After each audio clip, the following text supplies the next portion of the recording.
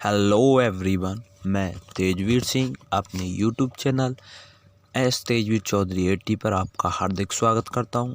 आज मैं आपको बताऊंगा कि आप इंडियन एयरफोर्स में कैसे एक ऑफिसर के पद पर नियुक्त होते हो, कौन सा एग्ज़ाम देना पड़ता है, उस एग्ज़ाम को देने के लिए क्या एलिजिबिलिटी क्राइटेरिया होते हैं।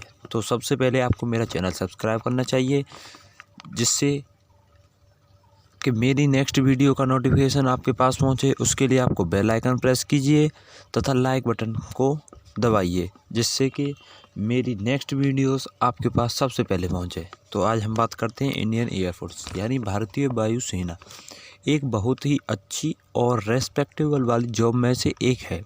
इंडिया में बहुत से स्टूडेंट लोग 12th पास करने के बाद अपना करियर इंडियन एयरफोर्स में बनाना चाहते हैं, लेकिन कुछ लोग बिना पूरी जानकारी लिए बिना इंडियन एयरफोर्स के बारे में इस एग्ज़ाम को देने के लिए बैठ जाते हैं और अंत में उन्हें कामयाबी नहीं मिलती। और कुछ लोग एयरफोर्स में भर्ती होना तो चाहते हैं, लेकिन उन्हें इस बारे में कोई आइडिया न होने के कारण इंडियन एयरफोर्स में भर्ती होने से रुक जाते हैं। इंडियन एयरफोर्स में भर्ती होने के लिए क्या कारण होगा, कौन सा एग्ज़ाम देना होगा और कब इस एग्ज़ाम को दे सकते हैं। इंडियन एयरफोर्स ज्वाइन करना इतना आसान भी नहीं है, लेकिन अगर आपने ठान लिया है कि आपको इंडियन एयरफोर्स में ही सेवा देनी है, तो आपको सक्सेसफुल होने से कोई नहीं रोक सकता। एयरफोर्स में भर्ती होने से पहले आपको सारी जानकारी होनी चाहिए, जैसे कि एयरफोर्स एग्ज़ाम में बैठने के लिए क्या एज होनी चाहिए, कौन सा सब्जेक्ट होना चाहिए, किस एग्ज़ाम को देना चाहिए, क्या हाइट होनी चाहिए और क्या रिक्रूटमेंट कैसी होती है या इसमें रिक्रूटमेंट कैसे होती है। इंडियन एयरफोर्स में भारतीय वायुसेना के नाम से जानी जाती है। इसे शॉर्ट फॉर्म में IAF कहते हैं, यानी इंडियन एयरफोर्स। यह भारत की सशस्त्र सेना का एक अभिन्न हिस्सा है, जिसका नाम वायु युद्ध, वायु में भारत की सुरक्षा करना इत्यादि होता है, ताकि कोई भी देश या राष्ट्र हमारे देश पर अटैक न करते। भारतीय एयरफोर्स ज्वाइन करने के लिए आपको 2 ऑप्शन होते हैं। पहला, कैंडिडेट के पास जो भी एयरफोर्स में पायलट बनना चाहता है, तथा दूसरा कॉमर्शियल पायलट बनना चाहता है। इसके लिए कुछ एलिजिबिलिटी क्राइटेरिया होते हैं जो निम्नलिखित हैं, यह मैं आपको बता रहा हूँ। कैंडिडेट को 12th पास होना चाहिए तथा 12th में PCM यानी फिजिक्स, केमिस्ट्री और मैथ सब्जेक्ट से ही करनी चाहिए। 12th क्लास में कम से कम 50% अंक होने चाहिए। कैंडिडेट की उम्र 16.5 से 19 वर्ष होनी चाहिए। कैंडिडेट को फिजिकली फिट होना चाहिए।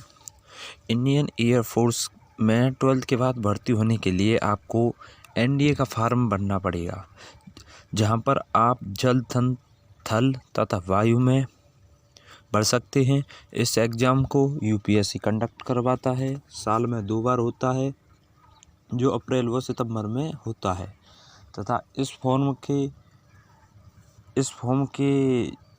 जो फॉर्म निकलते हैं वो जून और दिसंबर में निकलते हैं। इंडियन एयरफोर्स में भर्ती होना है तो आपको एग्ज़ाम क्लियर करना होगा। ये एक रिटन एग्ज़ाम होता है।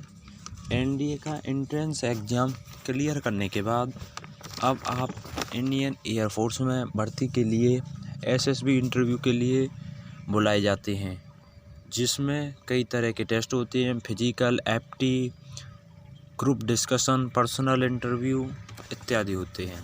SSB क्लियर करने के बाद आपको मेडिकल एग्जामिनेशन के लिए भेजा जाता है, जिसमें यह चेक होता है कि आप बीमार तो नहीं है या किसी बीमारी से पीड़ित तो नहीं है, या फिर आप एयरफोर्स के लिए अनफिट तो नहीं है। इसके बाद आपकी मेरिट लिस्ट बनाई जाती है, जिसमें क्वालिफाई कैंडिडेट को नाम होते हैं। इसी सेलेक्टेड स्टूडेंट को करीब 3 वर्ष के लिए NDA में कोचिंग के लिए भेजा जाता है।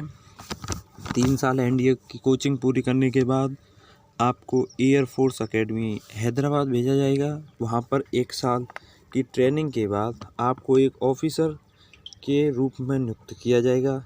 इसके बाद आप एक एयरफोर्स के ऑफिसर कहलाएंगे। Thank you so much for watching this video and please please subscribe my channel and like my video and press the bell notification for next video. Thank you. Hello everyone, मैं तेजवीर सिंह अपने YouTube channel S